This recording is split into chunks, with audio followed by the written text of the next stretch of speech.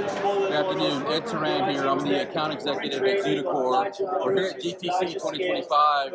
I'd like to introduce Chris Sullivan. Chris is the Director of Academic and Research Computing at Oregon State University. Chris, can you tell us a little bit about your environment and the challenge that you guys were facing? Yeah, I mean, we were actually looking at rebuilding a whole new server room because we had run out of power and we had run out of space to actually bring in new technologies. And at the same time, our campus had brought online a district utility plant with a chilled water loop. We were really looking to start taking advantage of that. We started investigating different liquid cooling technologies. And we realized very quickly that we didn't want to have to replace all the equipment that we had. And we really needed to be able to save money on not having to buy a brand new server room. We were looking at having to purchase 8 craft units. Each one of those craft units had a lot of power associated to them. And every time I put power into one of those, I was losing power for compute. Okay. Yeah.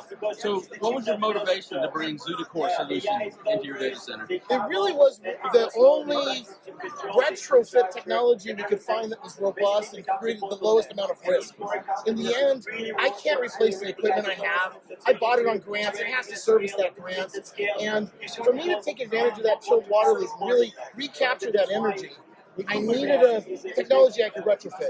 And we were able to retrofit ZutaCore onto our machines in a couple of hours. And my team can do it. And so it's very cost effective for us to bring that technology in. And I can deploy it as it's needed. And so as we started to march forward, as we learned about how ZutaCore could be deployed, we were able to take 4 of the cracked units out of play, save 300 actual kilowatts of power, and then turn that back into compute. It's a very important to us. And we reinvented the server rooms.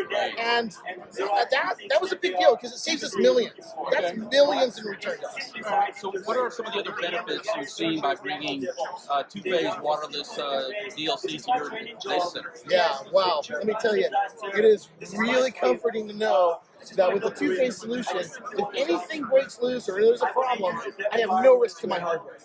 And so all of the technology is safe. Anything happens, it just turns into a gas, it doesn't hurt the environment, and we'll just refix it back up and we go. The other benefit was we saw about a 20-degree change in temperature, which translated into about a 20% increase in processing. And we really found that we'd like to get back that extra processing power because processing speeds are actually depending on temperature. And people need to realize the more temperature there is on the front, the less throughput I'm going to get. And so by having a consistent temperature, we were actually getting better jobs through. We also save power from the fans. So the fans are in auto mode right now. That means that they can actually turn themselves down automatically because the chips are so cold. So running so much colder that the chips are actually in a position where they're not a threat. And I'm saving power on fans. Like, 20% of the power going into a machine is just to run those fans.